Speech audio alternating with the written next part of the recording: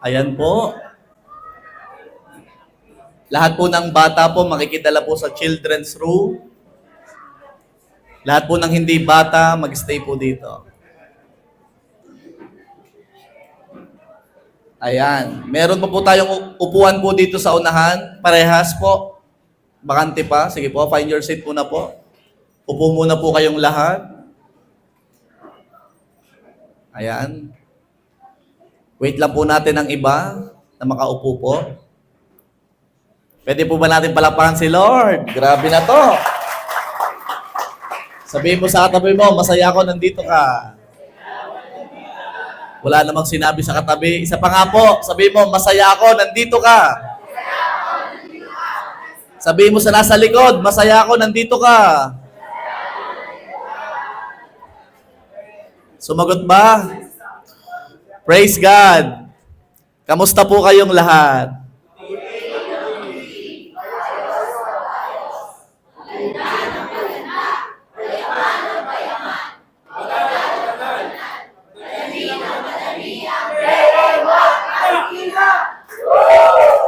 Yung katabi nyo, parang hindi nagsasalita, ano?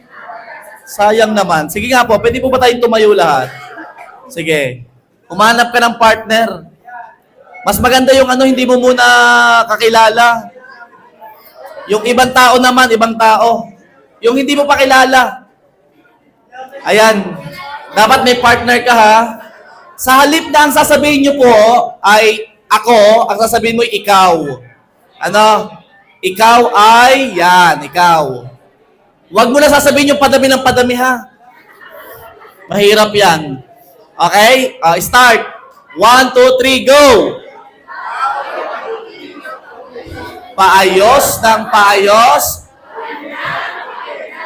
Payaman ng payaman. Tama na nga yung padami. Baka dumami yan. Another partner. Sige, kuha ka na ibang tao. Kuha ka na ibang tao. Yung ibang tao naman. Sabihan mo ha. Sasabihan mo siya. Wait lang. Para maayos, yung isa muna ang magsasalita. Ha? Yung isa muna. Mahirap pagsabay. Okay? Isa muna ang magsasalita. Isa muna. Okay. Yung isa. Sino mauna sa inyo? Mag-usap kayo. Sino mauna? Sabihan mo. 1, 2, 3, go! Ikaw ay pabuti ng pabuti, paayos ng paayos, papogi ng papogi, pabanal ng pabanal. Yung isa naman na magdi-declare. Sabihin mo sa kanya, 1, 2, 3, go! Ikaw ay paayos ng paayos, paganda ng paganda, payaman ng payaman, pabanal ng pabanal. Papalakpakan po natin si Lord. Sige po, sit down. Mamaya nyo na kwentuhin niyang bago nyong kakilala. Sino po ang first time po sa lugar na to? Taas ang kamay. Yan, mga first time. Wow! Welcome po kayo sa church. Huwag po kayong mag-alala. Hindi po namin papalitan ng religion nyo. Ipapakilala lang po namin si Jesus. Amen? Sige po, may nadating pa. Pasok po kayo. Meron po dito sa unahan, tita, dito sa unahan, bakante pa. Ayan. Yung susunod na darating, dito. Este dyan sa upuan, okay? Praise God. J1 Culture.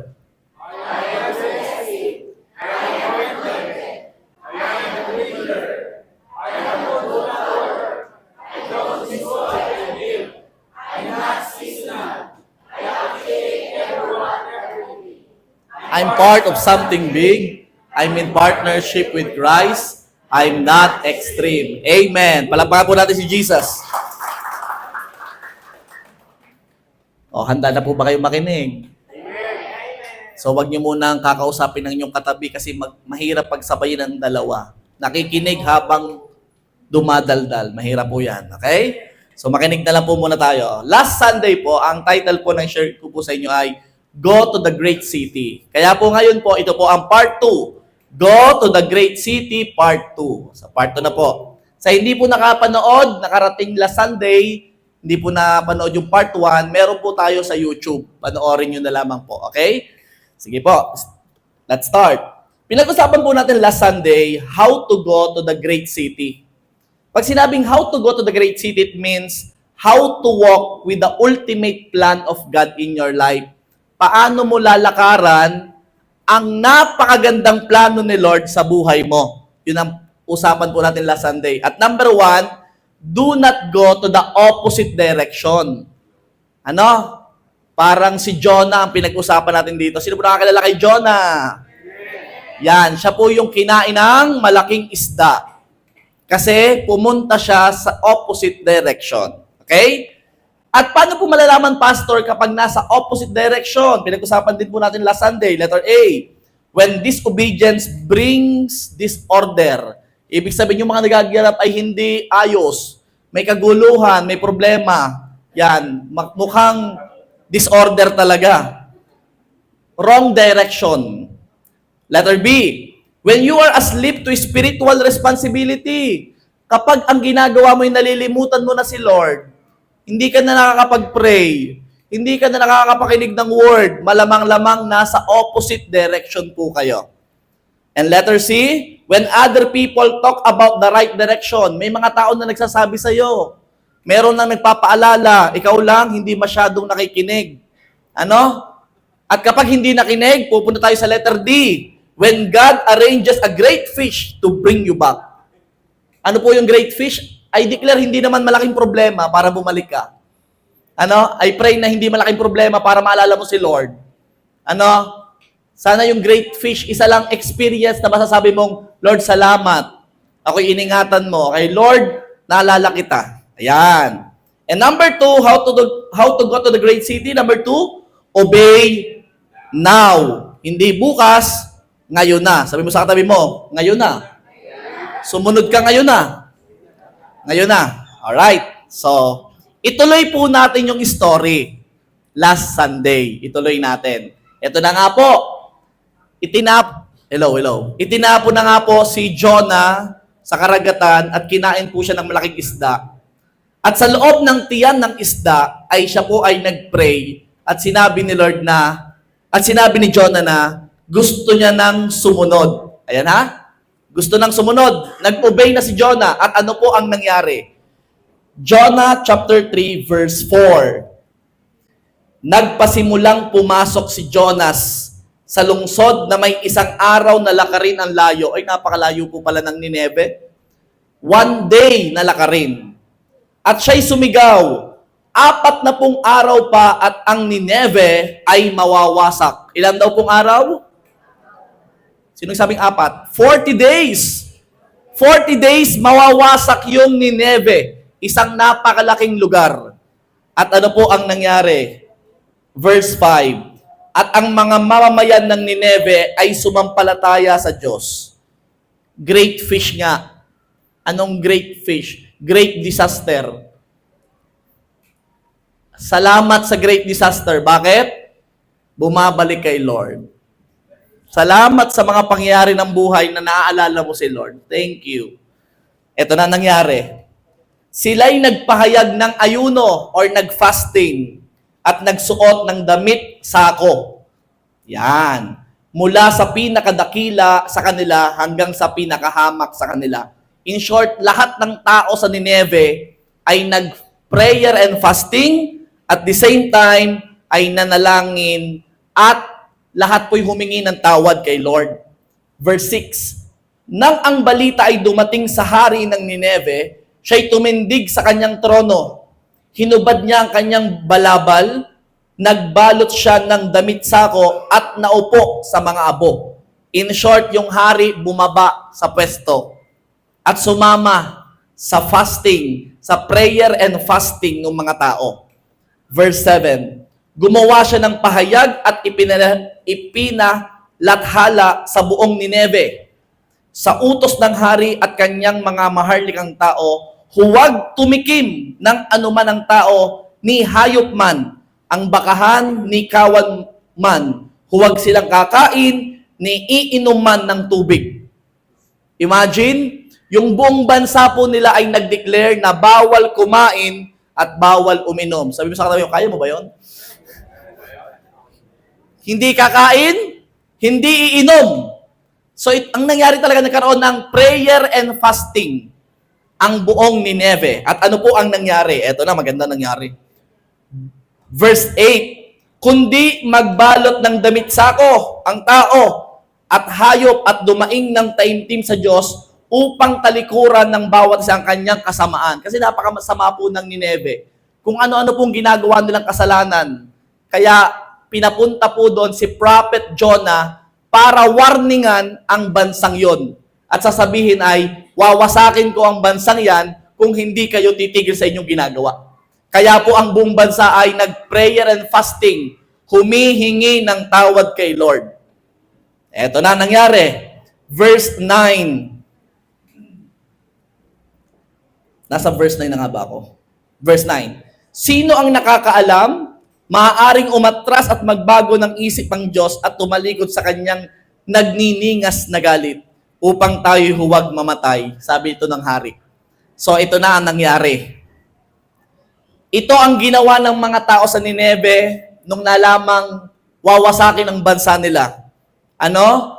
Humingi ng tawad lahat at itinigil ang kasalanan. Sabihin mo sa katabi mo, parang ikaw lang yan. Pag nalaman niya na si Lord ay parating na, malamang-lamang lahat ng kasalanan niya, ititigil niya. Malamang-lamang pag nalaman niyang si Lord ay malapit ng dumating, sigurado, hindi lang prayer and fasting ang gagawin niyan. Di ba? Amen po? Amen. Sigurado. At ito po ang nangyari. Ipinakita lang nila sa kanilang ginawa na totoo ang paghingi nila ng tawad. Tandaan niyo po ha. Totoo. Bakit totoo? Imagine mo hindi kumain. Hindi uminom ng tubig. Nagdamit ng sako. Even the hari, bumaba at lahat. Even mga hayop hindi pinakain or pinainuman. So ang buong bansa ay tapat na humingi ng tawad. Sabi mo ulit sa katabi mo, parang ikaw lang din. Pag nagsosorry, hindi na naulit. Sabi ng isa,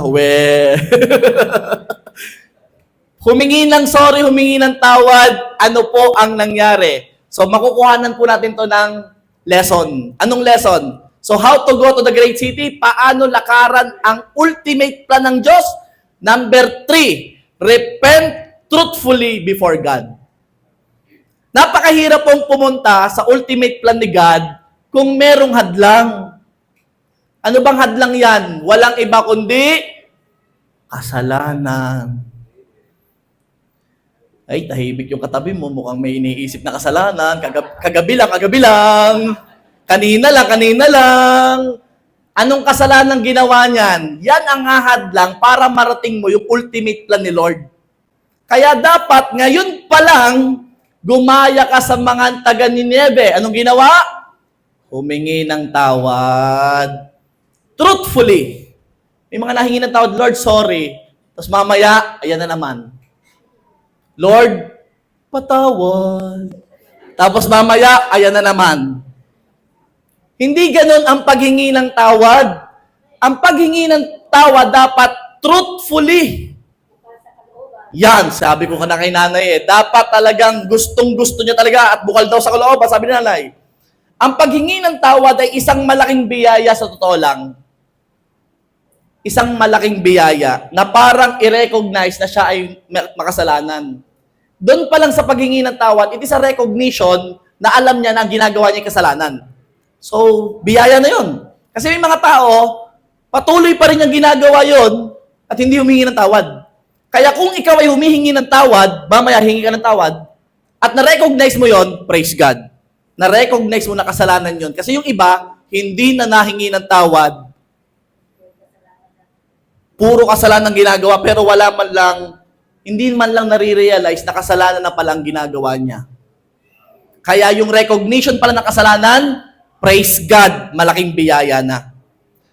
Ang paghingi po ng tawad, truthfully, it is not just feeling sorry. Ay, sorry Lord.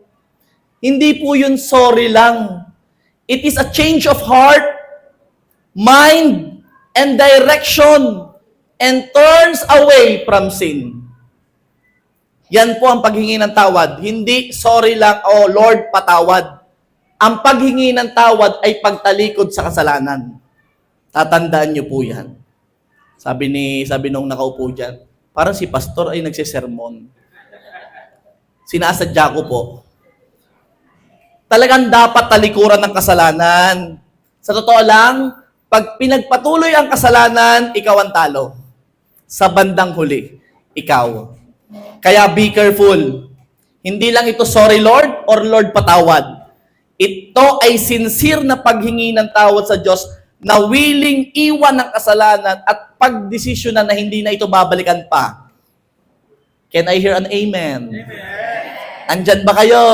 Amen. Sabi mo sa katabi mo, hala ko.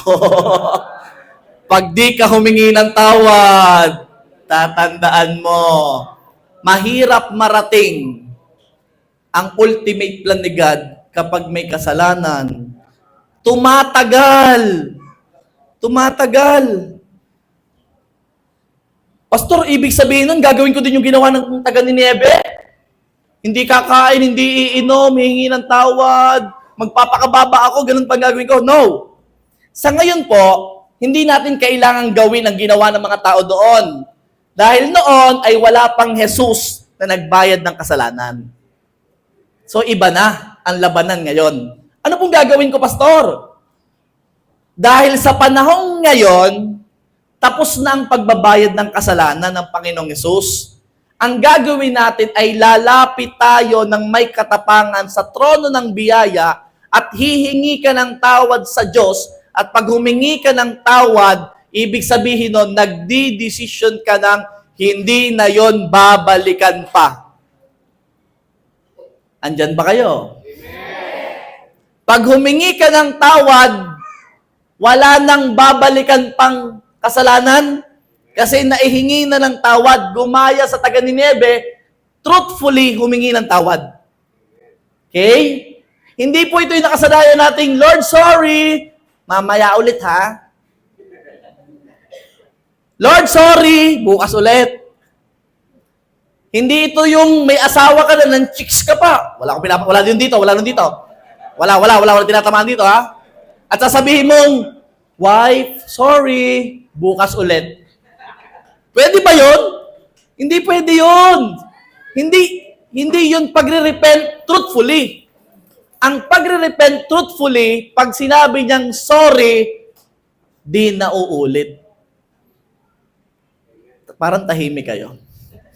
Gusto niyo ba yung mga preaching na ganito? Minsan lang to. Lagi kayong tumatawa sa mga preaching ko, pero ngayon medyo kayo. Parang alam mo yun, sa loob, parang may nangungusap sa loob mo. Hindi ko alam. Si Lord na yan. Okay? So, ibig sabihin, hihingi ka ng tawad truthfully. Hebrews 4:16. Kaya't lumapit tayong may katapangan sa trono ng biyaya. Alam mo, ang lumalapit kay Lord matapang. Yung iba kasi nahihiya na kay Lord. Nakakahiya naman, Lord. Bakit? Paulit-ulit na po ako. Pero pag lumapit ka sa trono ni Lord, sa trono ng biyaya, ng may katapangan, ano sabi dyan? Upang tayo'y tumanggap ng ano? Awa. Ayan. Napakabuti ni Lord kasi ini-encourage siyang lumapit ng may katapangan. Sino kaya matapang dito mamaya? At mamaya kasi magpapalapit ako sa unahan. Alam mo kung sasabihin ko? Lumapit lahat ng may kasalanan. Sinong lalapit sa inyo mamaya? Sabi ng isa, pag lumapit yung katabi ko, saka ako. Paano naging truthfully yun? Paano naging totoo yun? Kung talagang gusto mong humingi ng tawad, dapat kahit wala kang kasabay, pupunta ka. Kasi sabi doon, lumapit lahat ng may kasalanan. May kasalanan ka ba? Opo. Medyo maliit naman po, Pastor. Maliit man yan o malaki sa tingin mo, kasalanan pa din. At ang pinagkasalaan mo, Diyos. Kaya pag sinabing, lumapit ang may kasalanan, ano gagawin mo? Huwag nang maghintay ng katabi, ikaw na. Lord, ako na yon. Lalapit ako ng may katapangan. At ako ay hihingi ng tawad sa Panginoon. Lord, sorry po. Magaling pa yung hari ng Nineve. Hari yun, hari. Bumaba sa pwesto, humingi ng tawad. Hindi nyo ba na-imagine yon? Yung nasa pwesto bumaba para lang humingi ng tawad. Ba't hindi yun? Kailangan ng katapangan.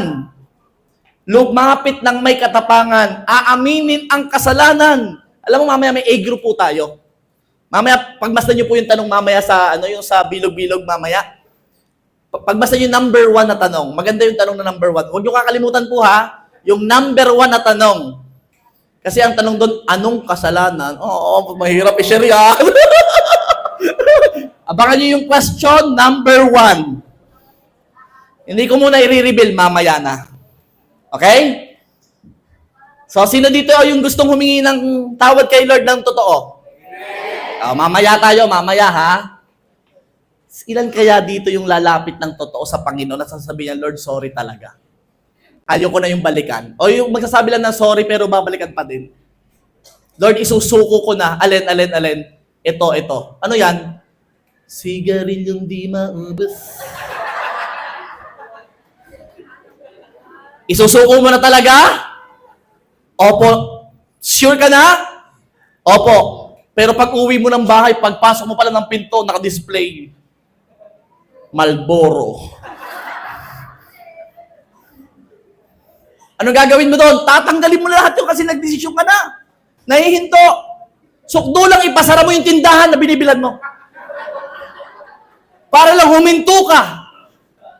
Kasi ang talagang nagdesisyon na ihinto, gagawa ng paraan. Ilalaban mo talaga. Sino mahalaga? Yung nausok o si Lord? Oh, mas mahalaga pala naman si Lord eh. Sabi ng isa, yes, hindi na mabanggit yung alak. Yes.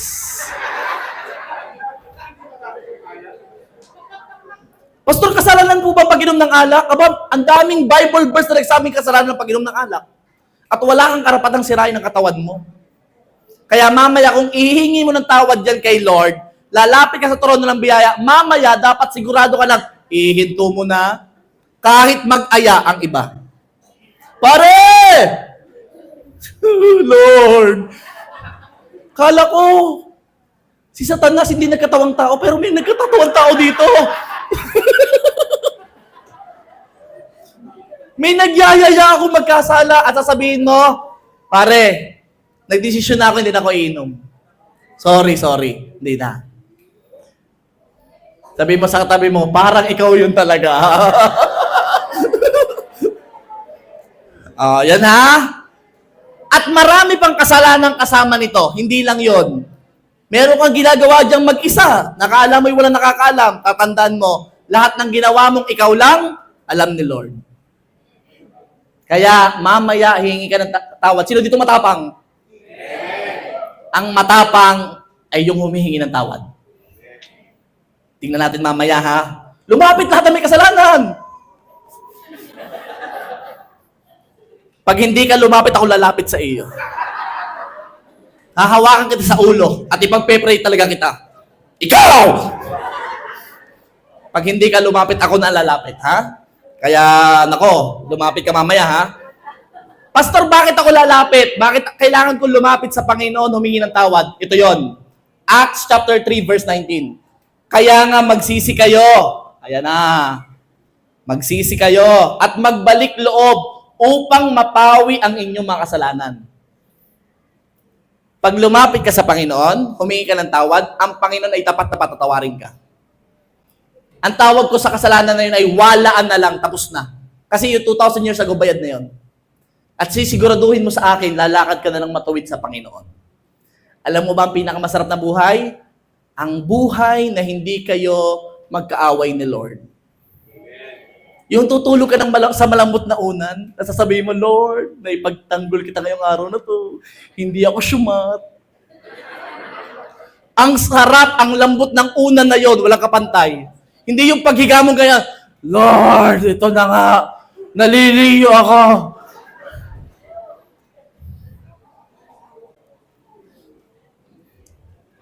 Praise God.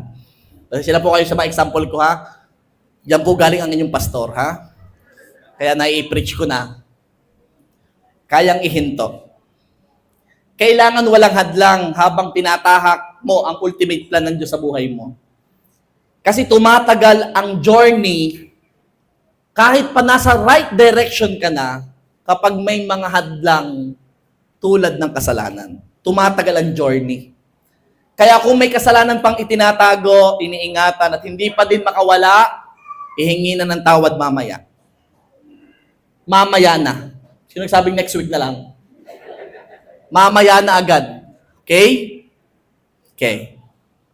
Mararating mo ang great city ng mas mabilis kapag wala ng hadlang. Mararating mo yung plano ni Lord sa buhay mo kapag wala ng hadlang.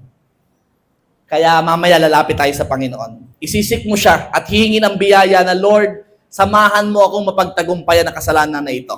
Amen? Sabi ng isa, Pastor, nagawa ko na yan. Linggo-linggo nga humihingi ako ng tawad sa Panginoon. Every time na kayo magpe-preach at yung altar call, yung may nakanta-kanta po dito, yung madilim-dilim na konti, linggo-linggo, Pastor, Lord, sorry. Kabilang linggo, Lord, sorry. Kabilang linggo, nahihiya na nga po kay Lord. Same statement. Okay. Huwag kang mahiya. Hindi mo naman laban mo lang yan. Hindi lang ikaw ang lumalaban. Laban nyo yan pareho. Kasama si Lord. Lapit lang ng lapit kay Lord. Mamaya ang kasalanan ay tutunawin ng pag-ibig ng Diyos. At darating ka sa quality decision ng buhay mo na ayaw mo nang saktan ang Diyos mo. Sige, palapakan mo si Lord. Ituloy natin ang story, John chapter 3 verse 10. Nang makita ng Diyos ang kanilang ginawa nung bansang Nineve, mga tao, anong ginawa? Na sila'y humiwalay sa kanilang masamang lakad. Parang pumunta na sa tamang direksyon. Sumunod na sa Panginoon. Itinigil na ang masamang lakad. Ano nangyari? Nagbago ng isip ang Diyos. Anong plano nga ni Lord? Wawasakin ang bansa. Pero sa isang statement lang na ginawa, isang word lang, Lord, sorry. Hindi ko nababalikan yon. Patawarin niyo po kami, makasalanan po kami. Ano nangyari? Nagbago ang isip ng Diyos. Tungkol sa kasamaan ng kanyang sinabing gagawin niya sa kanila at hindi niya iyon ginawa. Sabihin mo sa kapatid mo yan, nasa likuran mo, nasa harapan mo, sabihin mo, may pag-asa ka pa talaga. May pag-asa ka pa. Sabi ng isa, Pastor, hindi mo ako kilala. Sobrang kasalanan ko. Pastor, naku, kung malalaman mo lang ang buhay ko, sobra talagang dumi ng nakaraan ko. May sasabihin ako sa iyo. Isang hingi lang ng tawad at si Lord ang lalapit sa iyo at yayakapin ka. At sasabihin niya sa iyo, anak, mahal na mahal kita. Kaya mo magbago kasi kasama mo ako.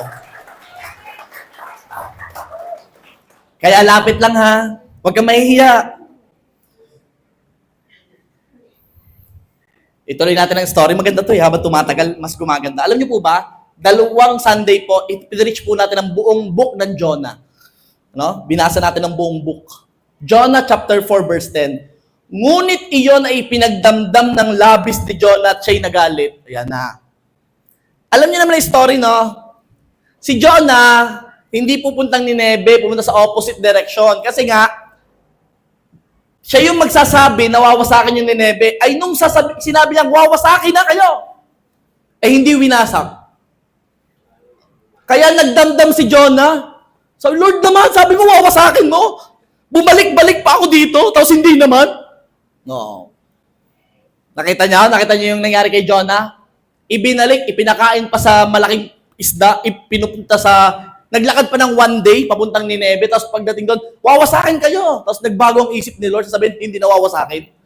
Nagtampo si Jonah. O, pang number 4, how to go to the great city. How to walk with the ultimate plan of God in your life. Number 4, remain unoffended. Dito tayo magpo-focus. Alam niyo po ba yung offended? Magandang turo po ito, humanda po kayo. Ano ang nangyari? Nagalit po si Jonah, na-offend si Jonah kay Lord, na-offend. Jonah chapter 4 verse 2. So he complained, nagreklamo pa. So he complained to the Lord about it. Didn't I say before I left home that you would do this? Lord, nung umalis, wawasakin mo? Lord, That is why I ran away to Tarshish. Shish! Pumunta siya ng Tarshish. Salit na kay Nineveh pupunta. Anong nangyari? I knew that you are a merciful and compassionate God. Sabi, kilala niya si Lord. Ano daw si Lord? Merciful. Ano pa? Compassionate God. Meron pa kasunod. Slow to get angry. Karakter ni Lord yan.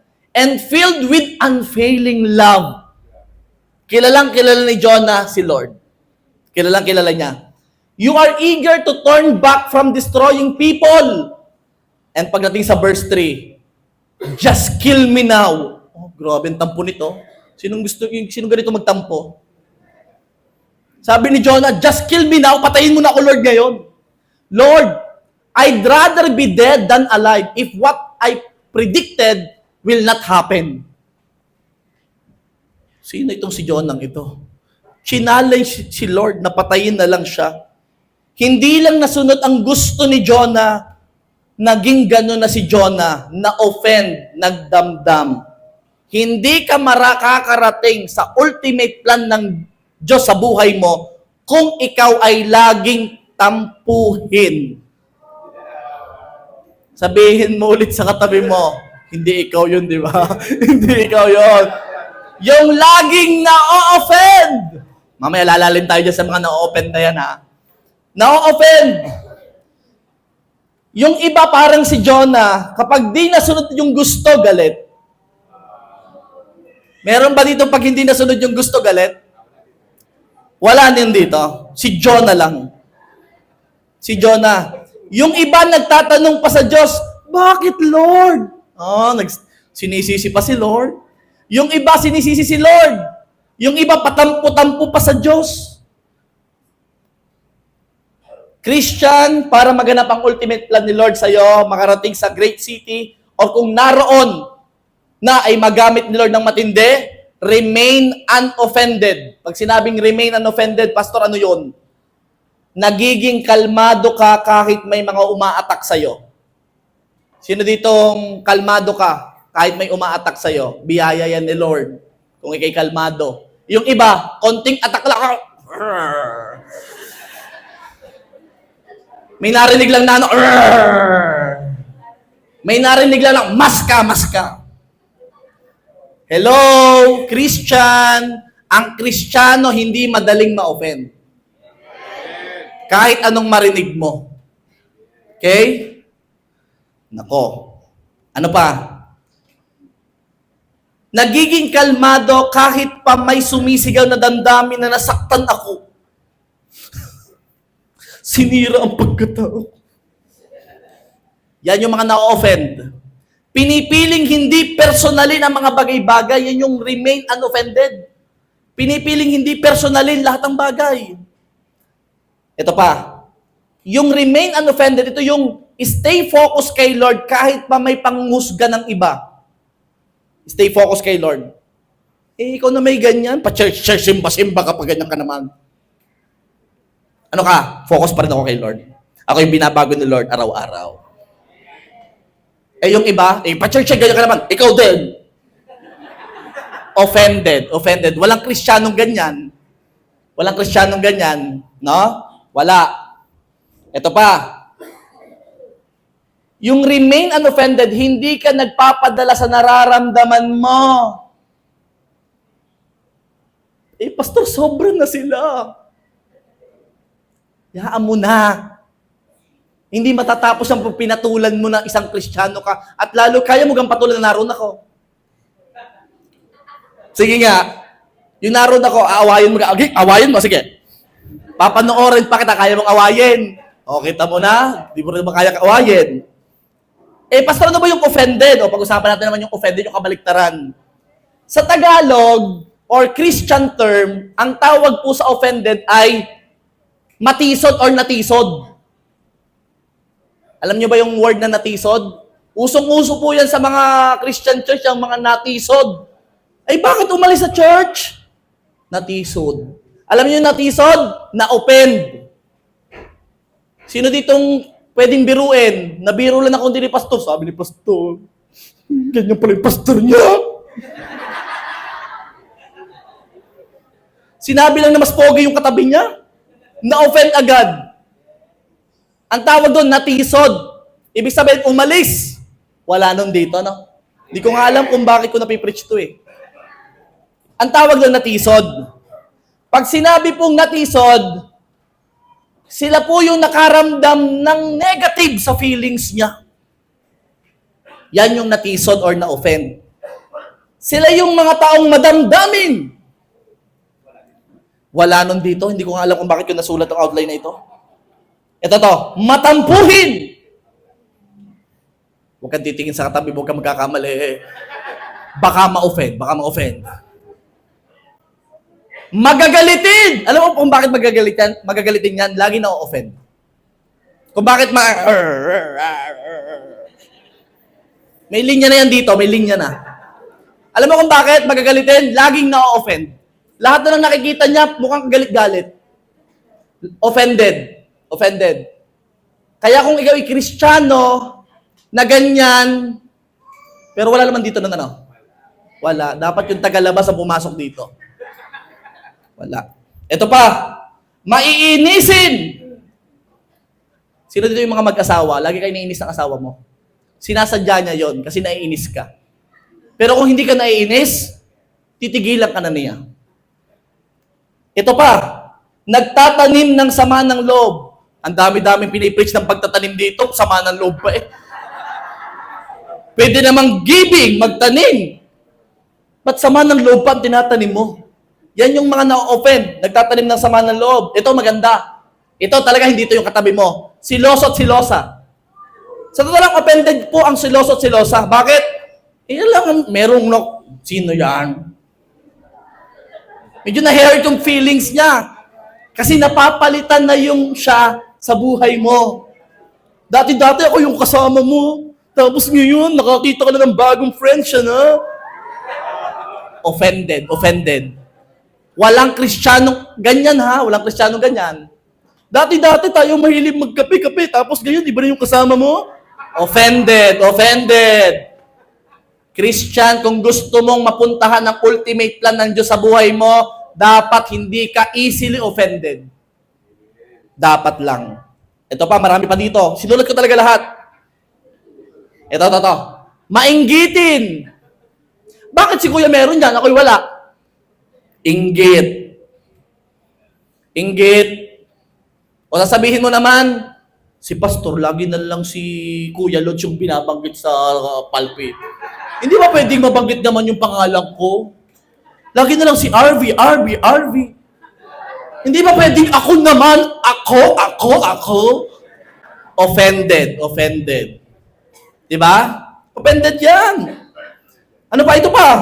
Madaling mapikon. Parang may pinagdadaanan yung nasa likod. Sino yan? Yung mga madaling mapikon dyan, offended dyan. Alam mo yung mga madaling mapikon, kailangan mo nang mapagtagumpayan yan. Kapag ikay madaling mapikon, hindi ka isasama sa sa group nila, sa big circle. Hindi ka nila pag-uusapan. Naku, mahirap na magagalit. Untouchable. Kasi alam nilang lagi kang napipikon. Walang Kristiyanong ganyan. Yung madaling mapikon. Sino dito mga madaling mapikon? O magtatas ng kamay.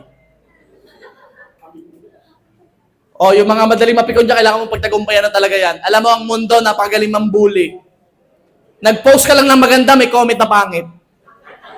Ang ganda-ganda ng good news, ha? May meron pa rin masasabing pangit. Kaya kung madali kang mapikon, yung mga Kristiyano naman, huwag naman kayo mag-reply naman. Lalo ka na. Pag nag-reply ka, offended ka din. Offended. Christian, wala akong makikita comment ha na ganyan. At sasabihin ko sa iyo, magre-reply ako doon, alalahanin mo nung Sunday. Walang madaling ma-offend ha, please. Kung gusto mo talaga magamit ni Lord ng matindi, huwag ka dapat masyadong laging na-open. Masyado mong sineseryoso ang lahat ng bagay. Ito pa, kaunti lamang ay galit na. Kaunti lang. Naagawan lang ng kalahating egg na sunny side up. Naubusan lang ng ulam. Pwede nang bumili sa labas. Galit na agad. Iniwanan lang, in-invite, iniwanan lang. Na late. Ba't mo ko iniwanan? Offended. Walang ganyan dito. Amen? Wala. Ito pa maganda. Yung mga offended, napaka-sensitive. May nagtatawa na sabi, pinag-usapan ako ng mga yan. Nagtatawanan lang naman.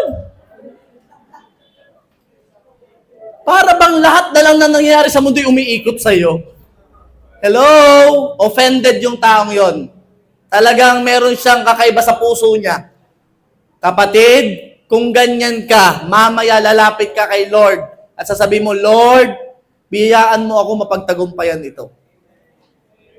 Amen? Meron naman akong step by step na gagawin mamaya sa mga offended dyan.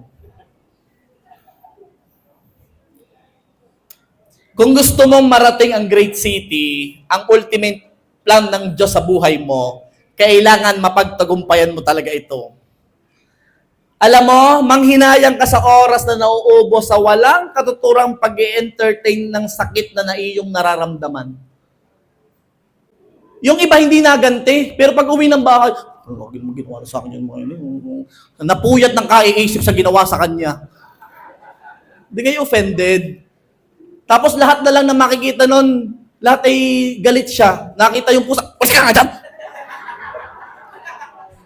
Lahat ng makita nun. Bakit? Offended.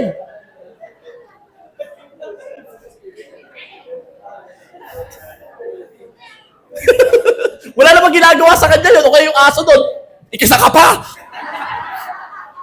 Offended. Offended yung mga taong ganyan. Manghinayang sa oras. At saka pag may mga taong offended, tandaan mo yung lahat ng tao sa bahay nyo, wala doon. Umaalis, baka mapagbuntungan din sila ng... Pag masyadong maramdamin, kapatid, hindi bagay sa Kristiyano ang maramdamin. Hindi bagay sa iyo ang maramdamin. Hindi ka makakausad sa journey mo bilang Kristiyano kung ikaw ay maramdamin. Ito pa, matutong manghinayang sa mga tao sa iyong paligid. Kung lagi mo nalang iisipin na bawat galaw mo at salita nila ay feeling mo ikaw ang pinag-uusapan or focus nila. Kaya po ang sabi ni Lord kay Jonah, John chapter 4 verse 4, the Lord replied, is it right for you to be angry about this? Grabe, sumagot si Lord. Jonah, sino ka para magalit sa Diyos? May karapatan ka ba, Jonah? Nasaan ka nung nilalang ng Diyos ang lahat? Jonah, nilalang ka lang para magalit sa lumalang. Grabe, no? At ano naman sa'yo, Jonah, kung piliin ng Diyos, magpatawad? Sino ka, Jonah? Kasi pwedeng piliin ng Diyos ang gusto niyang piliin. Jonah, hindi mo ba naisip? Ito maganda. Jonah, bakit ka nagagalit?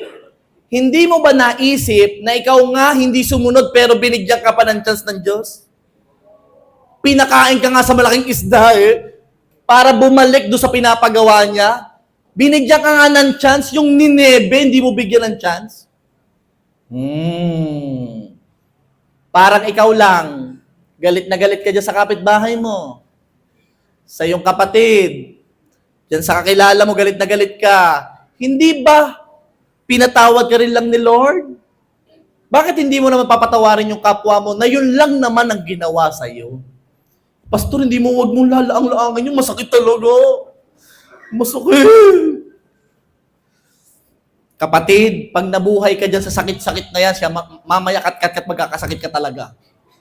Bitawan mo yan para kayo maging masaya. Amen? Amen. Kaya Jonah, wala kang karapatan na magtampo sa Diyos. At alam nyo, kahit ganyan si Jonah, alam nyo, napakabuti talaga ni Lord kay Jonah. Kung makikilala lang natin si Lord sa story na talaga mamahalin mo siya. Grabe ang pag-intindi ni Lord kay Jonah. Ito nakita ko dun Si Lord remained unoffended. Hindi siya na-open kay Jonah. Kilala niya eh. Alam niya. Kahit gano'n yung si Jonah, reklamador, nagalit pa, nanisi pa, pero hindi na-open si Lord. Grabe talaga si Lord. Alam niyo? Ito, ginawa niya. Jonah chapter 4 verse 5. Ganito ginawa ni Jonah. Ha? Then Jonah went out to the east side of the city and made a shelter to sit under as he waited to see what would happen to the city. Aba, anong ginawa niya? Umupo. At siya'y maghihintay lamang na mangyayari sa city. Tignan natin kung anong gagawin ng Lord. Wawa sa akin kaya niya.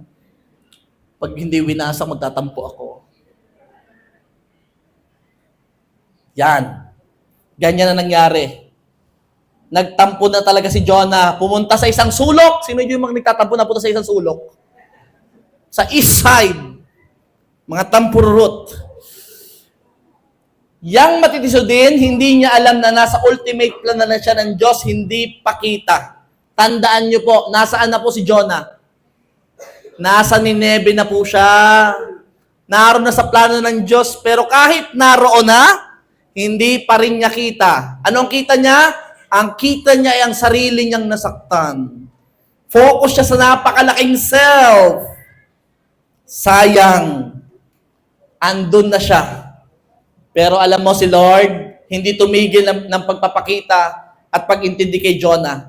Akala ko nung una, ang story ni Jonah ay story ng tao na kinain ng malaking isda.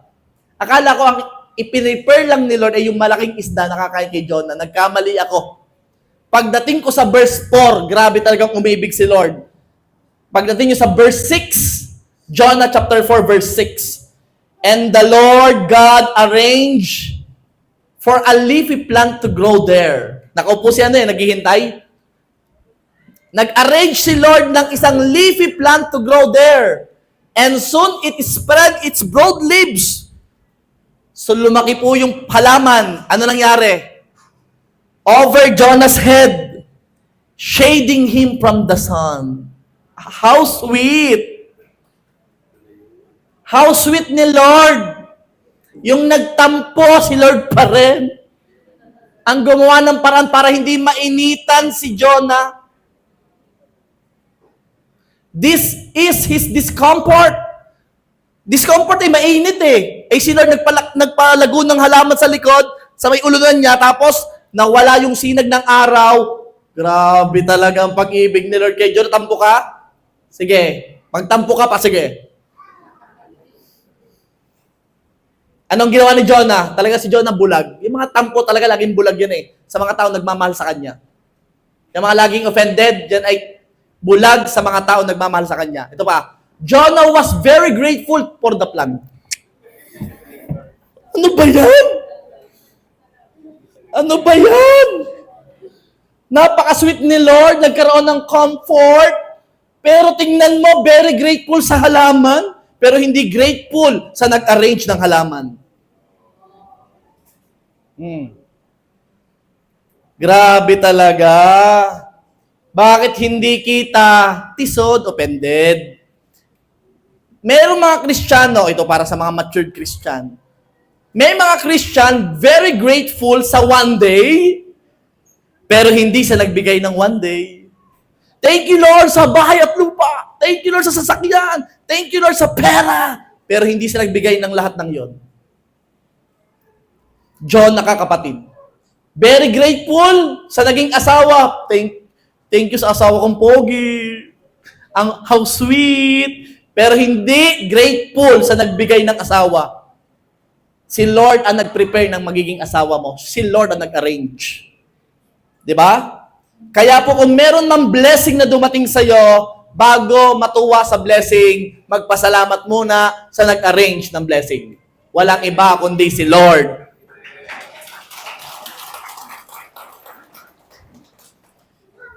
Ito, kumapit ka sa upuan mo. Akala ko isda lang at halaman. Ito maganda. Nag-prepare po si Lord ng isa pa.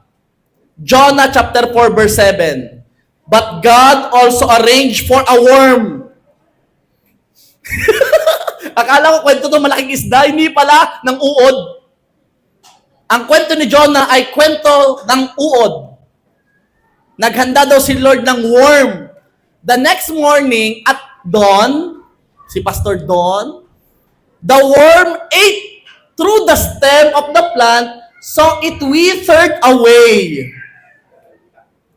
Hoy, kinain ng uod yung halaman. Naubos yung stem, sanga, siguro kasama na rin dahon. At ito'y namatay or nalanta. Imagine mo, may kinausap pa si Lord na uod para lang itong si Jonah ay magising sa katotohanan ba't ka grateful sa plant. Ako nga nag-provide niyan at kaya ko ring tanggalin yan agad-agad. Kaya kong ibigay, pero kaya ko rin kuhanin anytime. Kaya huwag masyado maging grateful sa meron ka ngayon, pwedeng ibigay ni Lord at pwede rin niyang kuhanin agad-agad. Kaya kung ako'y magiging grateful, hindi sa naibigay, kundi sa nagbigay. Walang iba, kundi si Lord. Amen?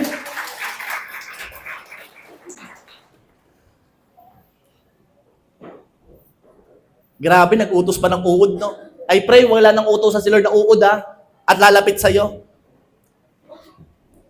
At hindi pa natapos dun si Lord. Akala ko, isda lang, halaman at uod. May isa pa pala.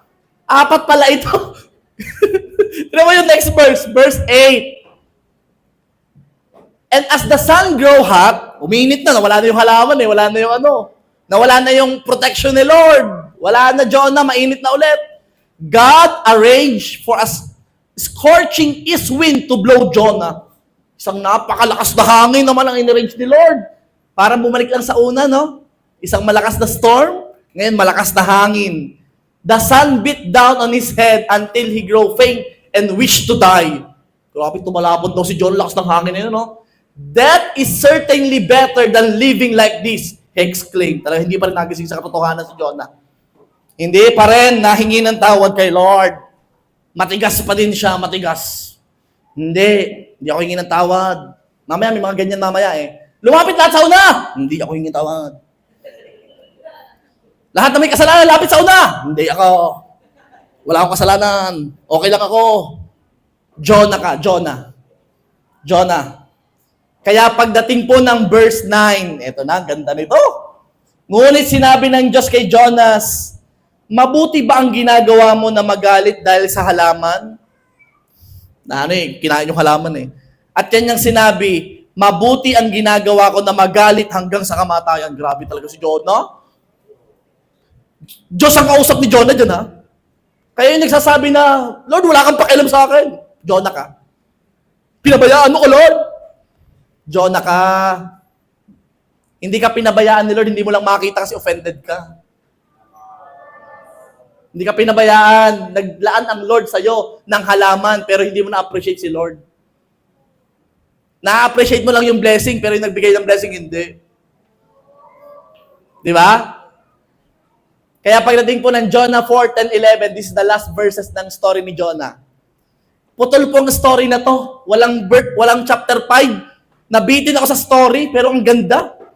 Verse 10 and 11. Kaya't sinabi ng Panginoon, ikaw ay nanghinayang sa halaman na hindi mo pinagpaguran o pinatubo man. Grabe, papak! Ito ay tumubo sa isang gabi at nawala sa isang gabi. Sabi ni Lord. Verse 11, hindi ba ako manghihinayang sa Nineve? Isang malaking lungsod na iyon na may mahigit 120,000 katao. 120,000 people sa Nineve. Hindi ba ako manghihinayang kung papatayin ko silang lahat? Jonah, ikaw nag-iisang Jonah, kapalit ng 120,000 people, at nagtatampo at hindi ko sila pinatay lahat at winasa kasi dahil sa kasalanan? Grabe. That's the comparison. At ano sabi dyan? Na hindi nalalaman kung alin sa kanilang may kamay ang kanan o kaliwa at mayroon ding maraming hayop. Ayan. Diyan na po natapos ang story ni Jonah. Pero hindi natatapos ang lesson ni Jonah. Pastor, ano pong lesson? Marami ako nakita pero meron ako babanggitin na isa. Si Jonah, na kahit ganun yung mga salita, na parang itinataboy na nga si Lord. Gustong mamatay, may kanyang gusto, offended. Pero tatandaan mo, out of 120,000, may isang Jonang hinahabol ng pag-ibig ng Diyos. Pwede naman niya unahin na yung 120, diyan ka na nga, napakatampururot mo naman. Diyan ka na nga. Hindi iniwan ni Lord si Jonah. Nag-care pa rin siya, hindi niya pinabayaan yon. Kahit sa request ni Jonah na mamatay na siya, sukdo lang mag-arrange si Lord ng halaman at kung ano-ano pa para lang magbago ang isip ni Jonah. Hindi siya tinigilan ni Lord. Kaya, kapatid, kung ikaw ay madaling ma-offend, huwag kang mag-alala, hindi ka titigilan ni Lord. At huwag mong patagalin. Maraming pwedeng paggamitan sa iyo si Lord na mas matitindi pa dyan. Kailangan mo yang ma-overcome. Ngayong 2026, wala nang matampuhin. Mahina yung amen. Para mo wala na ha. Pag hindi na isama, sasabihin mo, siguro plano ni Lord na hindi ako isama. Hindi yung pag hindi na isama, next time, hindi ko kayo isasama. Hindi ganon. Ngayong 2026, wala nang magagalitin. Wala na nagtatanim ng sama ng loob, halaman na lang. Wala na ring madaling ma-offend. Bakit? Matthew 11 verse 6, malapit na po ako matapos. Mapalad ang sino mang hindi natitisod sa akin, sabi ni Lord.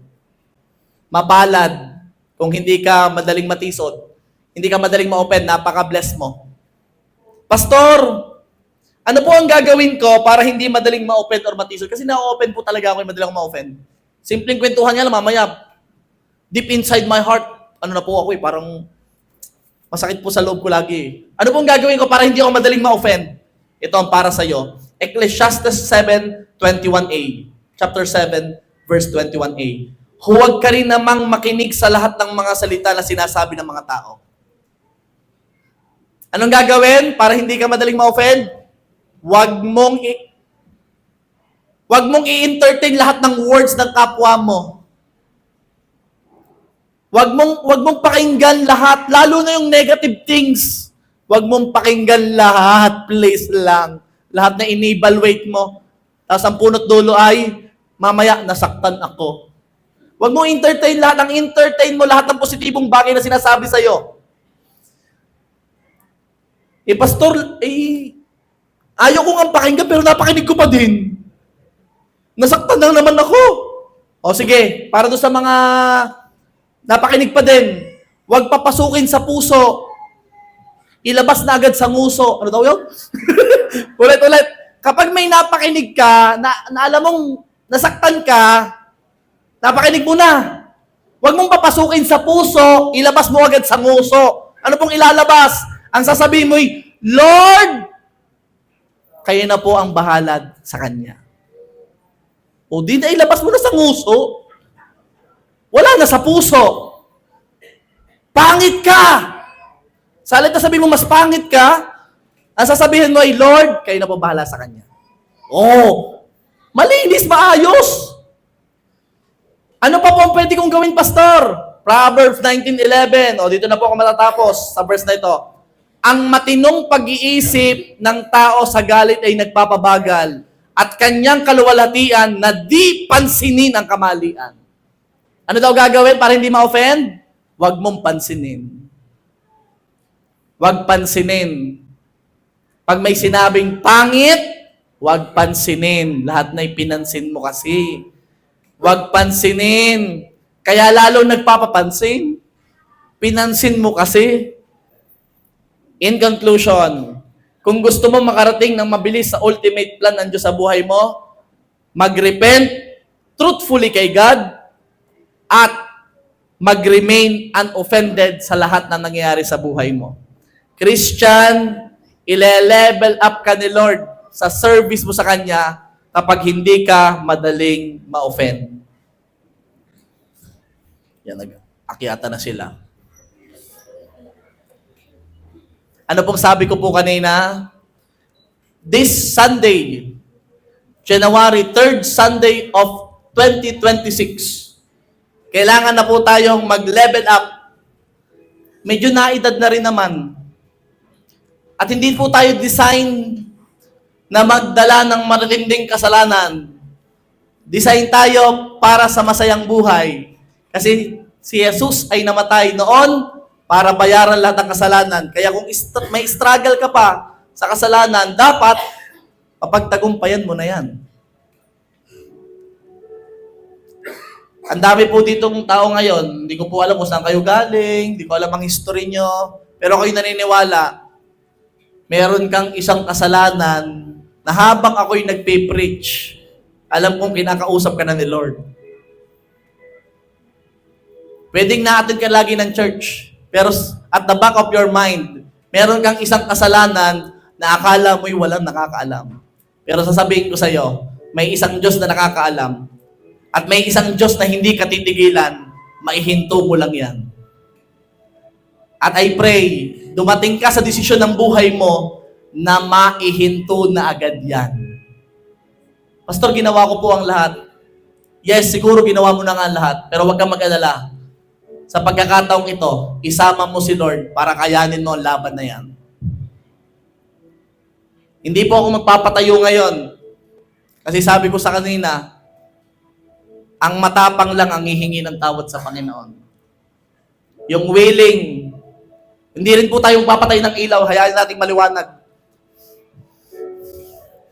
Kasi ang matapang lang ang hihingi truthfully ng tawad sa Panginoon sa lahat ng kanyang ginawa. Pwedeng nakangiti ka or masaya ka, pero hindi mo maitatago na may kasalanan ka. Kaya, I challenge everyone na gustong humingi ng tawad sa Panginoon ng tapat.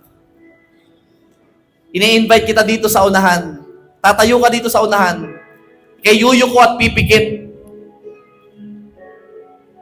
At sasabihin mo kay Lord, ang lahat ng kasalanan na gawa mo. At gusto mo nang magbago by God's grace. Aaminin mo na lahat. Kay Lord lahat. At hindi ka matatakot. Bagkus magiging matapang ka na harapin. At lumapit sa trono ng biyaya ng Diyos. Lahat ng willing at matapang na gustong lumapit dahil alam niyang may kasalanan siya sa Panginoon, may I invite na lumapit dito sa unahan. Yumuko ka, humikit, humingi ka ng tawad sa Panginoon.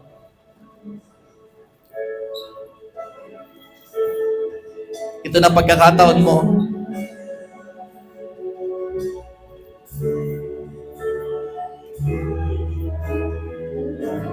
Lord, sorry.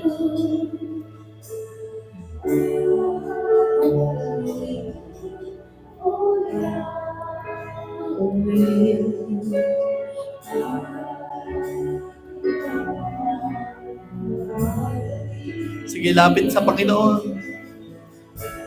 Sabihin mo kay Lord lahat. Sabihin mo lahat kay Lord. Yung bagay na ginagawa mo na alam mong mali. At sa pagkakataong ito, sa paglapit mo dito sa unahan, gusto mo nang maging totoo. Gusto mo nang makawala sa kasalanan na yan. And right now, habang umaamin ka ng kasalanan mo sa Panginoon, humanda ka. Nakikinig ang Diyos sa'yo.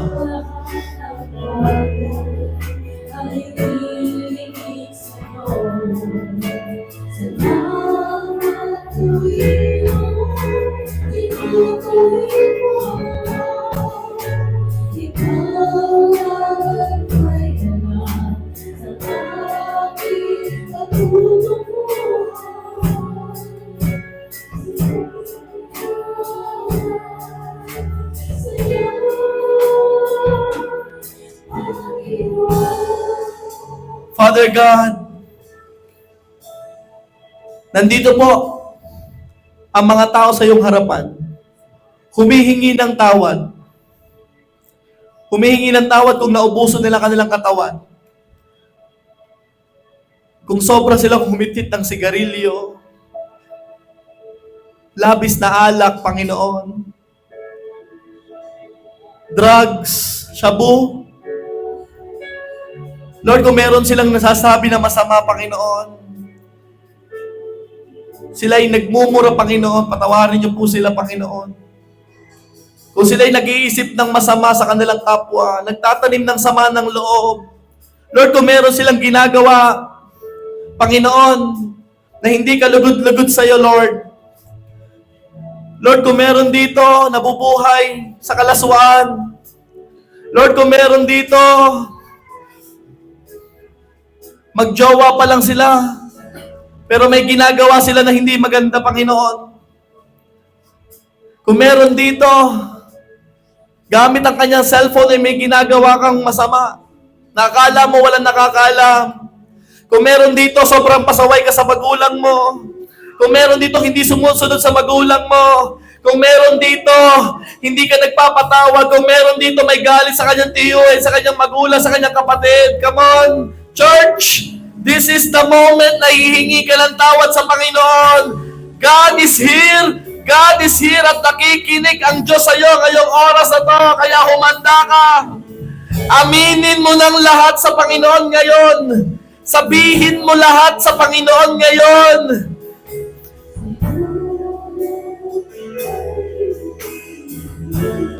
Open your mouth.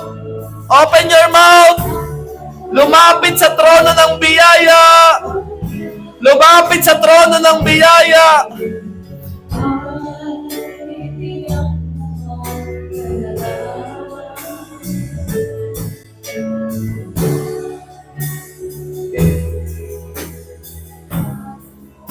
Alam mo, napakaraming ginawang ni Lord sa buhay mo na hindi mo alam.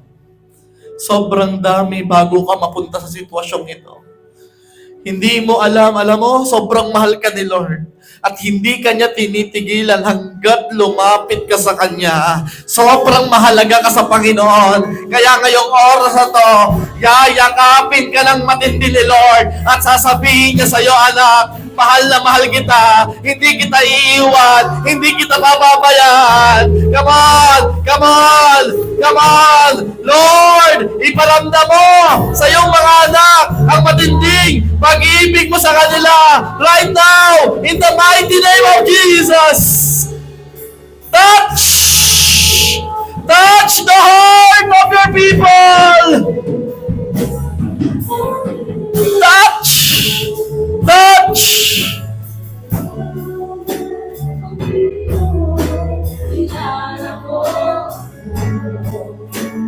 Ang lahat ng bagay ay hingin sa'yo. Wala bang Panginoon, itutuloy mo. Ikaw lang ay alam ng aming pagmumura.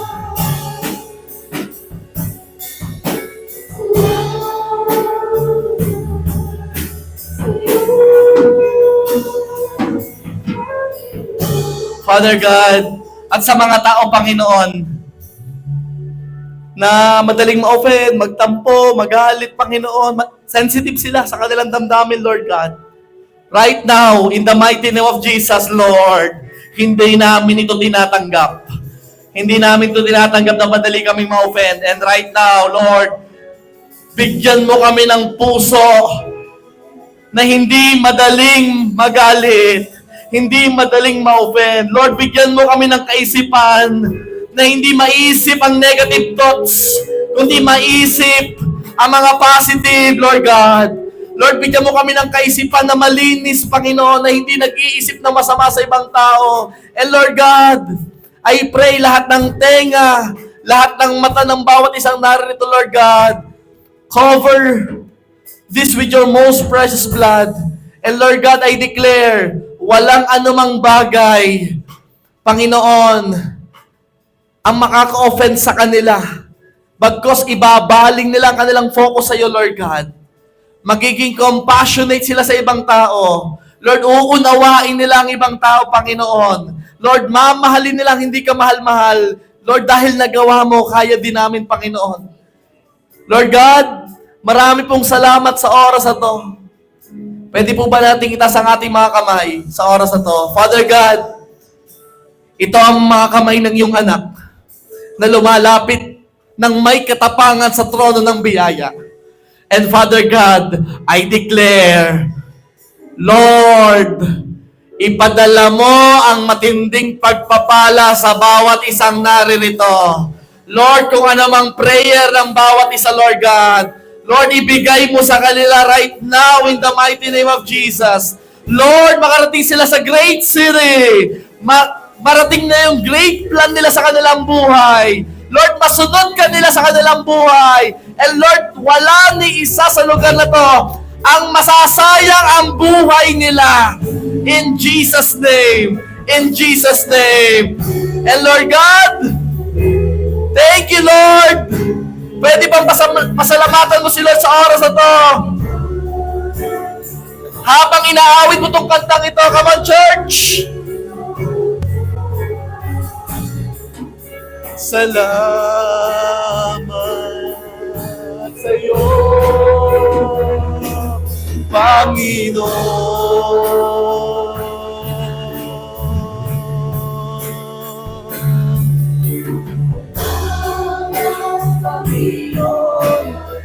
Sige, awitin mo itong kantang ito. Pasalamatan mo si Lord. Ay dilingit sa'yo. Salamat, Panginoon. Ikaw lang ang may alam ng ating patutunguhan. Salamat sa'yo. Thank you, Lord. Thank you, Lord. Thank you, Lord.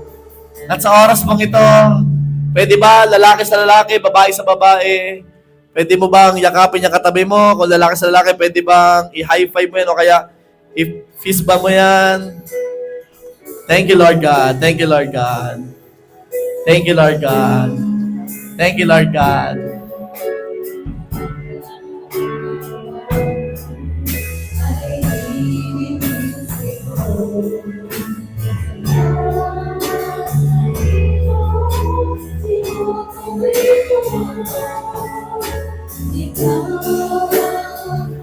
Father God, bless and sanctify those elements. As we partake of the bread and drink of the cup, give us the grace to remember what you did in the cross. In Jesus' name, amen. Babalik na po tayo sa ating mga upuan.